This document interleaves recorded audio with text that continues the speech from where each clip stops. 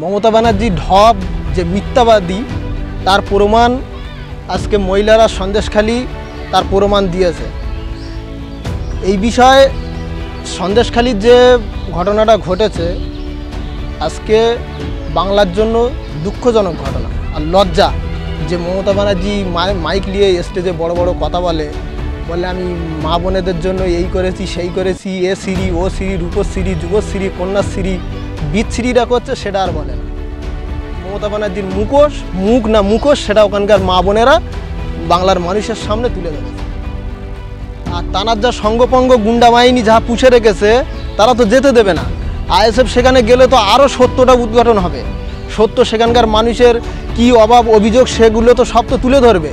ওই জন্য তো পুলিশ প্রশাসন আইএসএফকে ঢুকতে দেবে না। আপনি দেখবেন আপনার চ্যানেলের মাধ্যমে আপনি বাংলার মানুষকে আরও মানুষকে দেখাবেন যে আইএসএফ যেখানে যাচ্ছে সেখানে মানুষ ঢলে পড়ছে আইএসএফের ডাকে। কী জন্য? আইএসএফ সত্য যেটা সমাজ সচেতন মানুষের সামনে তুলে ধরেছে আর এখনও ধরছে। তার জন্য তো আইএসএফকে এত বাধা। মমতা ব্যানার্জি টিএমসি দলের গুন্ডাদের দিয়ে আইএসএফকে রুখতে পারছে না, এখন পুলিশ প্রশাসনদের দিয়ে রুখছে। আগামী দিন আইএসএফকে কোথাও রোকা যাবে না আর রুখতে পারবে না, কারণ দল তৈরি হয়েছে যতক্ষণ আমরা অ্যাসেম্বলিতে পাঠিয়েই তারপরে ছাড়বো। সামনে লোকসভা ভোট, আগামী দিন লোকসভা ভোটে নওশাদ সিদ্দিকীকে ডায়মন্ড হাবড়ায়, অভিষেক ব্যানার্জিকে নওশাদ সিদ্দিক ভাইজান হারিয়ে দিল্লি অ্যাসেম্বলিতে যাচ্ছে, এটা নিশ্চিত। সন্দেশখালীর মা বোনেরা অভিযোগ করছে যে নিজের স্বামী থাকার শর্তে কিন্তু সেই স্বামীর কোনো অধিকার নেই তার স্ত্রীর উপরে, এবং তাহলে কি বছরের পর বছর শিবু হাজরা এবং সেই বাঘের বাচ্চা শেখ শাহজাহান টানার রাজত্ব চলছিল সন্দেশখালী, কিন্তু এই রাজ্যের পুলিশ প্রশাসন তাহলে কি করছিল দেখতো না? দেখেন, আপনি যে শেখ শাহজাহান বলছেন না, উনি নাকি সম্রাট শাহজাহান, ওনাকে এখন আমরা নাম দিচ্ছি শাহজাহান তুই ছোট, এখন ছুটে কুল পাচ্ছে না। অত সম্রাট বাঘের বাচ্চা তো কোথায় গিয়ে লুকিয়েছে, এখন বার হচ্ছে না কেন? বার হোক, মানুষের সামনে আসুক, মোস্তান নাকি বিরাট সম্রাট নাকি।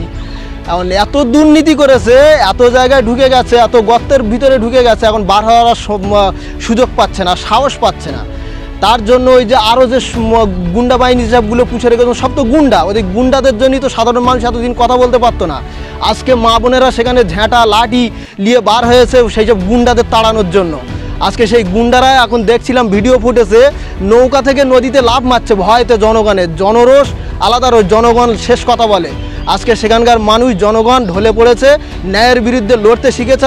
এই লড়াইটা চোখ দেখিয়ে দিয়েছে, আইএসএফ দেখিয়ে দিচ্ছে, আগামী দিন আরও দেখিয়ে দেবে। আর যেটা বলছেন যে যাদের স্বামী তাদেরকে থাকে না, এটাই আরও ভালো করে দেখান না, আরও ভালো করে দেখান মহিলারা কি যন্ত্রণায় আছে, বাড়ির মা বোনেরা টিএমসি যে মা বোনেরা তারা কি যন্ত্রণায় আছে, তাদের স্বামী তাদের কাছে থাকে না, তাদের সঠিক মানে কি বলবো, ভাষাটা হয়তো খারাপ হয়ে যাবে, এই জন্য বুঝে নেবে, বাংলার মানুষ বুঝে নেবে।